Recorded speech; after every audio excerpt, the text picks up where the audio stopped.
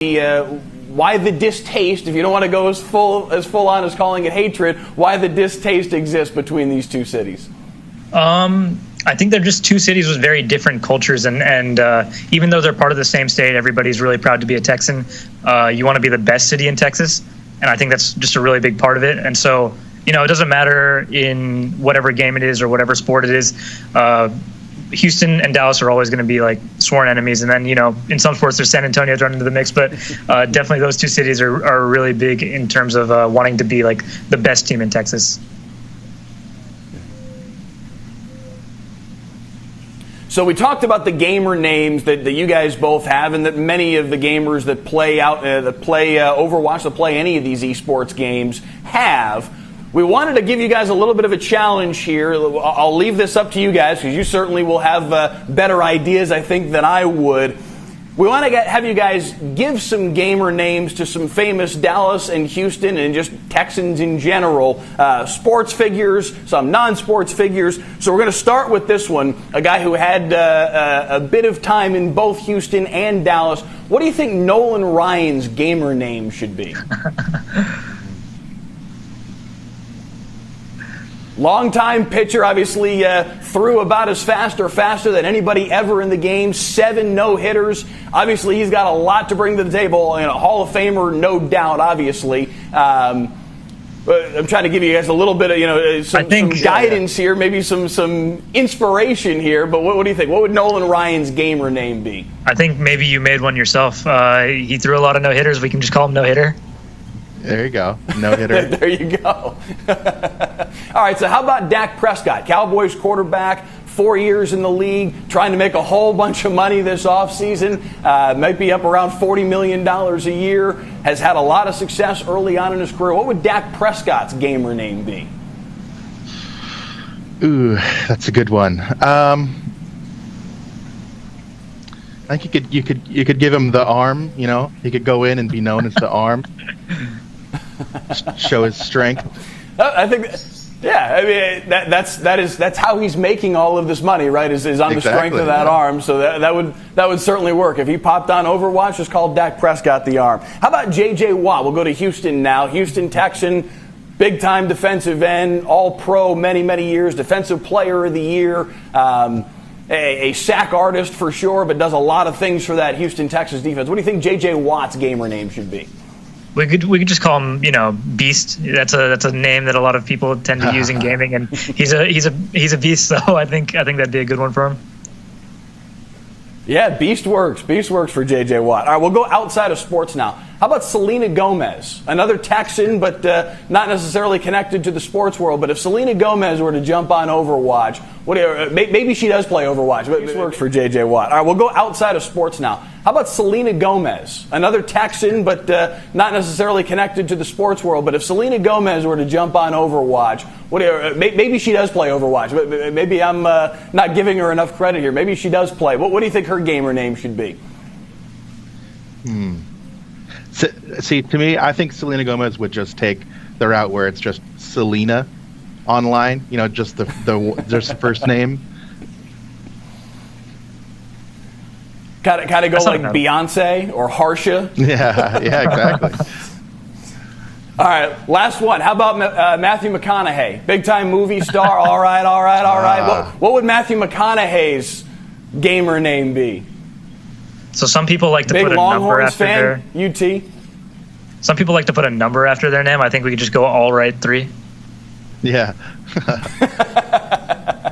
All Right 3X or something like that. I like that. That works. So we talked about kind of the rivalry between Houston and Dallas and how strong it really is. What are some of y'all's memories of the rivalry, whether it be in your competitions between the Fuel and the Outlaws, or if it's when you were a kid growing up watching, the Cowboys and the Oilers, or the Cowboys and the Texans, Mavs, Rockets, Rangers, Astros, whatever the case may be? Do you guys have some memories of the rivalry between the two cities? I'd say definitely for me, growing up, whenever there was like a Cowboys and Texans game scheduled for the NFL, people would be like really amped up about that game in school. I know like everybody just couldn't stand the Cowboys, and if we had Cowboys fans in our school, we just bully them all throughout the year. So it was definitely a big part of our life.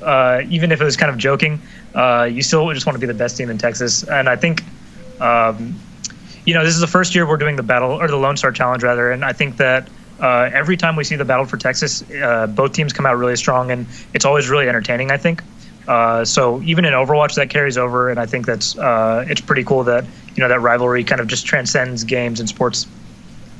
Yeah, I think last year we had during one of the Dallas home events where Houston and Dallas played each other. I think I'll focus on that as like a big memory for me because it was an arena filled with about 5,000 fans and the back and forth of Houston cheers and Dallas cheers. It really was a super memorable experience, and Dallas did come out on top of that one, and I'll always remember that as bring in the fist. So before we get into, we've got a trivia competition for you guys. Before we get into the trivia competition, though, I want you guys to give me just kind of one line about why you don't like the other team, why you don't like the other city, why it is that you personally just, I'm not a big fan of the Houston Outlaws, or I'm not a big fan of the Dallas Fuel for X, Y, and Z. I'll go first. All right. Okay. I think that Dallas entered the league. So, this Overwatch League has been around for, I think, 3 seasons now. And Dallas entered the league being like the fan favorite team and kind of the team everybody rooted to see like win. And so I think not only myself, but I think a lot of people went into Overwatch League thinking, hey, I would really want to take down Dallas. And that kind of attitude has really stuck around, I think. So every time we play Dallas, I just, it's really important to win. I think that's why I feel that way. Mm. Yeah, I'll point back to FNR GFE, and all the players know. I think that's every time I face them, I just remember. I got to win this one. I have to win this one for the boys. All right, so you guys ready to do a little trivia competition? See which one knows more about Houston versus Dallas? Sure thing. Not all of these are sports questions, by the way. These aren't all sports questions. Some of these will have nothing at all to do with sports, but obviously some of them will. And we'll start here. Which city's pro sports teams, the 4 major professional sports, football, basketball, hockey, and baseball, which cities' pro sports teams have more total championships? And you guys can go ahead and just blurt out. If you know the answer, go ahead. Probably Houston. Probably Houston, I think, yeah. Probably Houston. Well, I guess we're going to have a goose egg on the board for both of you. The answer is actually Dallas. Dallas has 7 championships. Cowboys with 5, Rangers and Stars and Mavs each with 1 apiece. The Rockets won a couple of championships. Obviously, the Astros have their World Series championship. Those are the 3 for Houston. But yeah, the Cowboys have a few more. Or the Cowboys do have a few more. Dallas as a whole also does have a few more. Which city's team won the most recent championship? We'll go with the Houston Astros. Yeah. All right, that's right. Houston Astros in 2017. So who are we giving a point to there? I don't have a monitor here. I can't see which one of y'all just rang in. I think I definitely blurted first. I'd go to Houston. Yeah, we'll give it to Harsha. I'll let him have that one. All right. Harsha's got 1 point. Okay. All right. Which city has the tallest building? Dallas. Houston. Whoever said Houston is correct. It's JP Morgan Chase Tower. It's 1,002 feet. It beats out the tallest building in Dallas, which is the Bank of America Plaza, which is 915 feet. So Houston's got the edge there by a little under 100 feet. So that was Harsha. Okay, so 2-0 Harsha. So Houston's off to a very good start here, although you both missed the first question. So, question number 4. Which team, Rangers or Astros, won the first ever Silver Boot Series game back in 2001? The Rangers. I'm going to guess Rangers, yeah. You guys are struggling here. You both got it wrong. It was the Astros. They won 5-4. All right, so still 2-0 Harsha. Aero, you got a little bit of a comeback to make here. Yeah. This one might seem a little bit obvious, but we'll see. What was the very first word spoken on the moon? Houston. Houston is correct. Was that Aero or was that Harsha? No, that was Harsha. That was Harsha. 3-0 Harsha. Okay, so we've only got 3 questions left, so we're already in a dormy situation right now here, Aero. You gotta come back and at least force a tie here. Okay, the Oilers and Cowboys, before the Oilers went to Tennessee, the Oilers and Cowboys played 8 regular season games all time. Which team won more? The Cowboys. The Cowboys did win more. They won that series 5-3 over the course of those 20 to 25 years. So was that Aero or Harsha? I think that was me.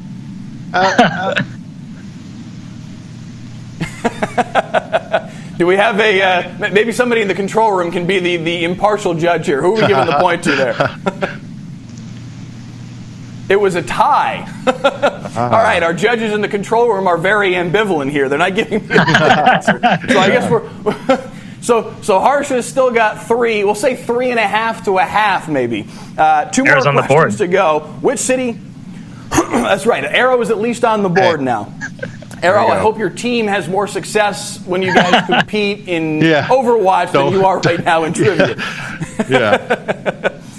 Which city has more Fortune 500 companies? Dallas. Houston. Dallas is correct. Oh. Dallas has 22, Houston has 19. Both are obviously major sectors for business, but Dallas has the edge just barely, 22-19. So was that Aero or Harsha that just rang in first? That was Aero. That was Aero. So, all right, 3.5 to 1.5. Aero's starting to inch back into it at least a little bit. Last one, though, so you're not going to be able to fully come back, but maybe you can make it a respectable final score here. Which team leads the all-time series between the Rockets and Mavericks? They've played 193 total games all time. Which team's won more? We'll say the Rockets. The Rockets are the correct answer. I'm not sure was that another tie? Houston does have the upper hand, 103-90, the record in the matchup between the two. Am I here? Was that another tie between these two? So maybe we'll say 4-2 final score. Yes? No? Maybe? Okay. Oh, we'll go with Harsha. We'll go with that. Gentlemen, good work. We appreciate you guys being good sports about that. I know not all of those questions were easy enough for apparently either of you to get the right answer. but good work and congratulations to Harsha. You end up winning that one 4-2, the final score. I'm going to pull up the Facebook live feed. I know we wanted to work in some questions from the viewers on our Facebook feed. So maybe if the folks in the control room can feed me some questions, maybe from the YouTube feed as well, we'll try to take advantage of that as I try and make my phone cooperate here. We'll see if that's possible. I'm struggling a little bit to pull up this Facebook feed. Gentlemen, as I try and do that, tell the folks that are...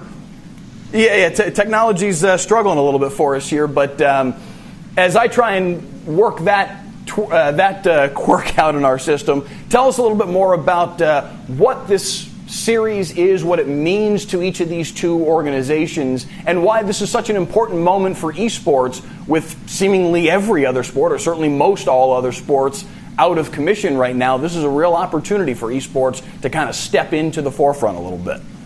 Yeah, absolutely. And I think everybody that follows Overwatch, for example, really loves the rivalry between Houston and Dallas. It's like always one of the best matchups of the year. And now, normally we only get to play once unless we play in the playoffs. Now we're getting to play 3 more times for this Lone Star Challenge, rather. And so I think it's kind of, while like all these regular traditional sports are shutting down, esports is able to kind of still function even when everybody's working from home. And being able to participate in these challenges, it's been a really fun opportunity, and we get to showcase this amazing rivalry once again, even as we normally wouldn't. Yeah, I think it's a really cool opportunity. To be able to show off our players, and competition is competition. So I think everyone loves, that spirit of competition, rivalries in general, people, facing off in some kind of competition. So with Overwatch and esports in general, able to continue to function, I think it's a really cool opportunity to just showcase not only the rivalry, the teams, but also just esports as a whole. So it's a really cool opportunity. I've finally been able to get technology to cooperate, so thank you, fellas. And we've got a couple of comments here. Hello to Betty Walker that's watching this morning, Francine Hunt, Ellis Daniel, Cecilia Johnson all watching this morning, Hazel Cyrus, Christopher King, Kyle Sanderson, Tina Brooks, Kelsey all watching right now. Over 400 people watching concurrently right now on Facebook, and a whole bunch more on YouTube as well. One of the questions that we've got for you guys, if somebody's young kid wanted to get into esports, what would be, I imagine the first step would be just play a whole bunch of video games, but beyond that, what's kind of the path to get into it if somebody's really hoping to make a career out of this? I think if you're really passionate about it, you want to make sure, A, that you have, a really good school life. You're keeping your balance good between, obviously maturing in school, getting good grades, being able to pursue other things, as well as being able to put time into playing the game of choice. So I think it's just finding a good balance between everything that you want to pursue, and then making sure that you are dedicating enough time to improving at the game as well.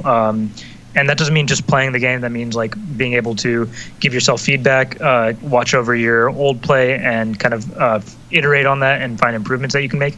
But definitely finding a good balance, I think, is step number one. Yeah.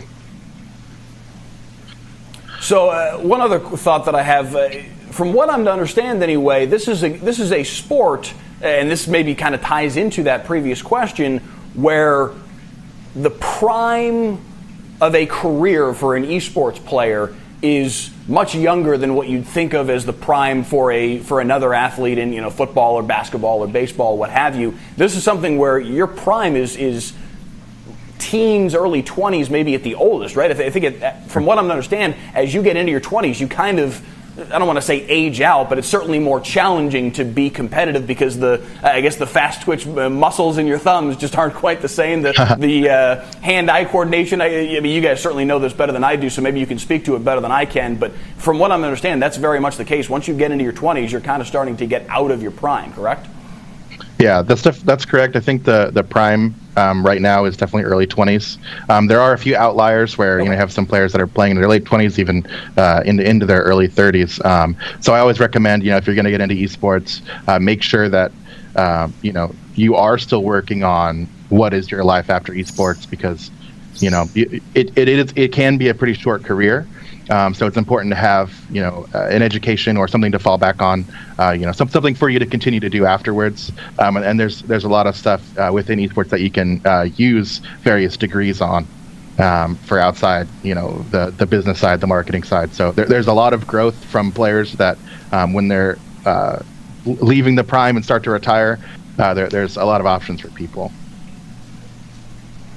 One of the questions from our Facebook feed, how has COVID-19 affected your ability to prepare for these matches and for certainly playing one another? So we've definitely had more time at our own homes, at our own offices and apartments and whatnot. We obviously can't prepare the same way as we used to, which is everybody would be in the same environment preparing together. We'd be able to use whiteboards and stuff like that. But luckily, there are a lot of programs that you can use online that would simulate that.